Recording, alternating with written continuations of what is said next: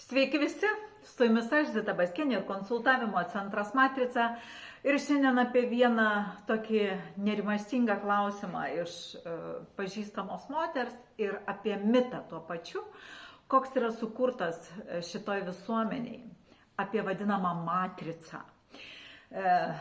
Dažnai ir žmonės, matrica tai blogis, jau dabar jos krenta, griūva, nelieka dar kažkas. Moteris sako, o kaip galima išeiti iš matricos. Tai štai jums argumentai ir pavyzdžiai. Matrica tai yra mechanizmas arba algoritmas, arba, jeigu kalbant apie matricą matematinę, į kurią aš remiuosi darydama jūsų analizę, tai yra mūsų Žemės matrica arba sandara. Kai mes kalbam apie žodį sandara, pasakykit man, kaip ir kodėl mums reikėtų norėti iš to išeiti. Suprasti žodį teisingai yra esmė. Todėl, jeigu jūs esat žmogus, jūs turite savo matricą. Čia yra širdis, čia yra plaučiai, čia yra kepenys, čia yra inkstai, ten yra žarnynas. Tai yra matrica arba schema, kuri numato, kokioje vietoje kas yra. Ir ta schema veikia bendrystėje. Bendrystė reiškia, nuo vieno to organo šiuo atveju veikimo priklauso viso organizmo stovis arba būsena, koks jis yra. Tai jūs man pasakykite, ar mes kuris nors norim išeiti iš savo matricos? Nenorim. Nes mes joje, tiksliau, ji mums tarnauja. Jeigu mes turim matricą mūsų Žemėje per tokius dalykus kaip rytas, vakaras, žiema, ruduo, tai taip pat yra matrica. Ar mes galim iš to išeiti? Ne.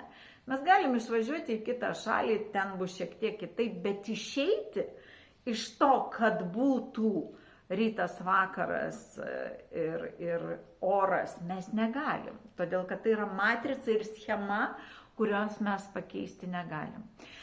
Kai mes kalbam apie žmogaus gyvenimą matricoje, tai yra lygiai tie patys dėsningumai arba algoritmai, kurie yra ir jūs ateinate į šitą gyvenimą toje plotmėje, tame ryto arba vakaro momente, tame dažnyje, jeigu konkrečiai, ir ateina tam, kad neišeiti iš matricos, o kad keliauti joje į viršų.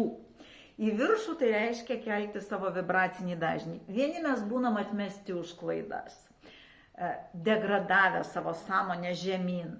Kiti mes būnam tiesiog dar pradėję eiti tą matricą, todėl nėra gerų ar blogų, yra jauni arba labiau patyrę žmonės. Kaip ir gyvenime panašumo principų yra ir tokių. Taip ir matricoje yra ir tokių. Todėl matrica, noriu jūs patikinti, nėra joks blogis ir jokio poreikio iš jos išeiti nėra. Yra poreikis joje judėti.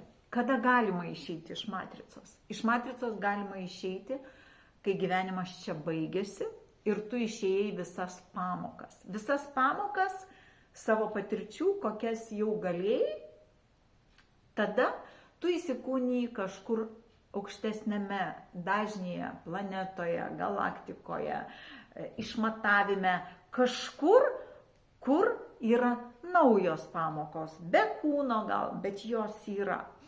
O čia mes išeiti negalim.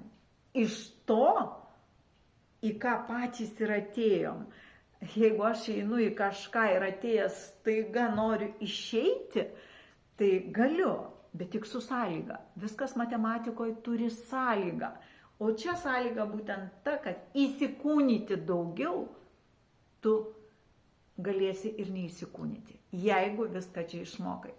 Todėl tos visos tokios mitinės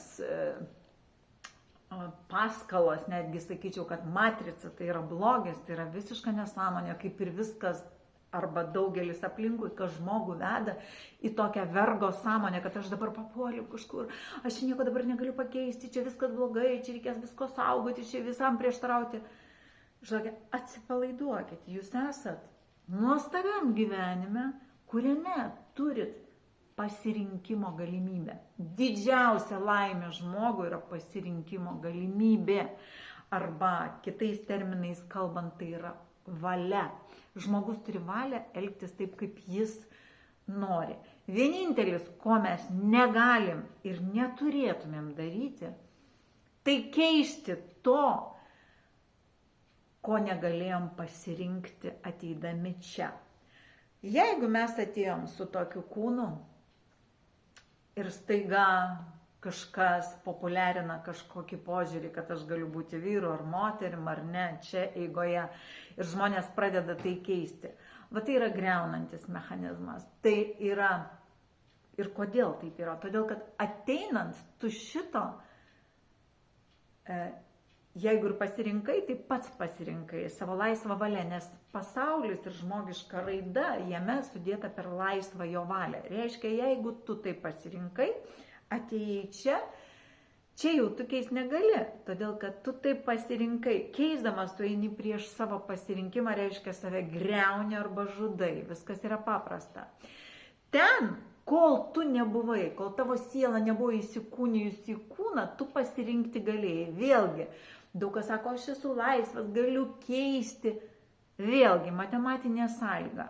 Ten galėjai keisti. Čia negalėjai jau keisti, nes tu taip pasirinkai. Todėl ir tas matricos momentas, kai mes sakom, kad mes norim išeiti, tai yra tolygų griovimui, nes mums reikia eiti, o ne išeiti. Išeiti iš mechanizmo galima tik supratus, kaip jis veikia arba kur yra išėjimas. Tai kai jau jūs ateinate į laisvę, į suvokimą, kaip čia yra, ir pasiekėt laisvę savo gyventi taip, kaip jūs norit, savo atsakomybių ribose, vėlgi tą sąlygą, ir leidžiat kitiems būti laisviems ir gyventi taip, kaip jie nori, o tada paprastai žmonės ateina į tą procesą kūrybinį ir į pilnatvės tašką. Dar moteris klausia, kaip pastebėti, kad tu jau pakilai į tą aukštį vibracijos lygmenį, iš kurio buvai pargražintas. Tai kažkokių tikslių receptų aš negaliu pasakyti. Aš galiu pasakyti tik, kaip buvo man, kaip visas gyvenimas vertėsi. Tai žinoma, buvo ir skyrybos, todėl kad tu jau išmokai tam tikras pamokas ir norėjai eiti viršų. Ir natūralu, kad tas, kuris buvo šalia, jeigu jis neišmoko, jis niekada tau netiks. Tu visada turėsi priimti sprendimą ir arba eiti kartu į viršų, arba tu turėsi išeiti vienas, aišku, vėlgi savo atsakomybių ribose. Ir todėl tos mano skyrybos mane nuvedė į viršų. Ir skyrybos nėra blogis, yra blogis išduoti šeimą ir save. O skyrybos tai yra tiesiog pasirinkimas žmogaus gyventi kitaip, jeigu tas, kuris yra šalia, taip nenori kaip aš. Ir šiandien aš juk matau, kur yra mano buvęs ir pirmas vyras, ir antras, nes aš gyvenu trečioje santuokoje, ar ne? Mano karmos klaida vėlgi yra šeimos ardymas. Kodėl aš tą puikiai suvokiau? Va todėl, kad ką aš padariau, man davė patirti va tas 3 santuokas, kurioje tik trečioji yra puikiai nuostabi ir visi mano gražiausi pojūčiai yra joje. Bet tu tik išmokęs pamokas gavai tokią situaciją. Ir ta moteris klausia, gal aš jau tikrai išėjau, bet ar man dabar griauti tą laisvę taip norisi ir taip toliau. Tai griauti negalima tik kito žmogaus pastatytų dalykų. Tai, ką pastatėt jūs, arba jūs galit kažkam palikti, arba galit sugriauti, tai yra jūsų statinys, jūsų kūrinys, kaip jūs norit su juo, kaip jūs ir elgiatės. Svarbiausiai, kad išeiti į kitą pojūtį, jeigu pojūtis yra blogas. Čia, žinoma, aš dabar kalbu apie šeimą, kaip mes, pavyzdžiui, visiškai nebeturim nieko bendro kartu, bet gyvenam kartu. Ir tu ateini su visai kitokia ta savo sandara ir jau pasiektą sąmonę ir vėl sueini į tą tokį spaudžiantį rėmą kažkokį, kur čia skauda, čia plėšia, čia duria. Ir palaipsniui tie netitikimai, jie pradeda griauti ir sveikatą, ir psichologinę jūsų sveikatą. Kam to reikia? Jums reikia išlaisvėti savo kelyje ir nesistengti išeiti iš matricos, o stengtis išeiti iš savęs senesnio, blogesnio į save naujesnį ir geresnį. Kaip tai pajausti? Jūs pats tai galite pajausti. Niekas jums nepasakys. Nes jeigu aš vienam žmogui sakau, kad čia klystkelis, tai jis niekada nesupras, kol jis nepraeis to klystkelio.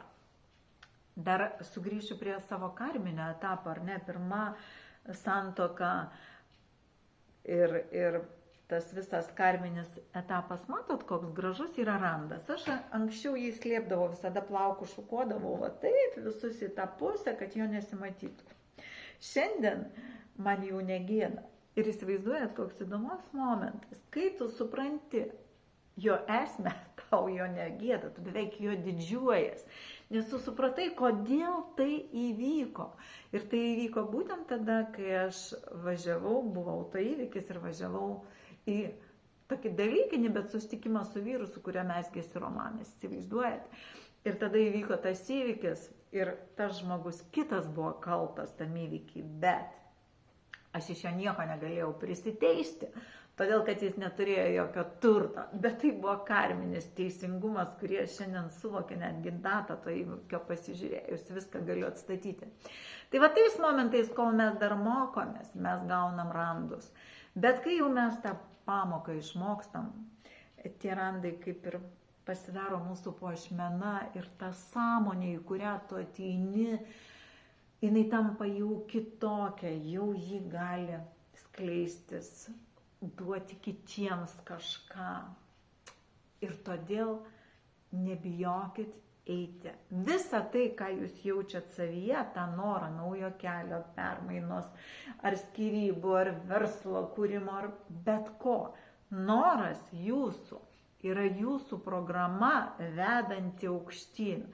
Matrica tai dieviškoji sandara, kaip kaip mama, kaip tas, kas mus čia augina. Įsivaizduojat, todėl ji niekada neleistų jums pajausti noro, kuris veda žemyn.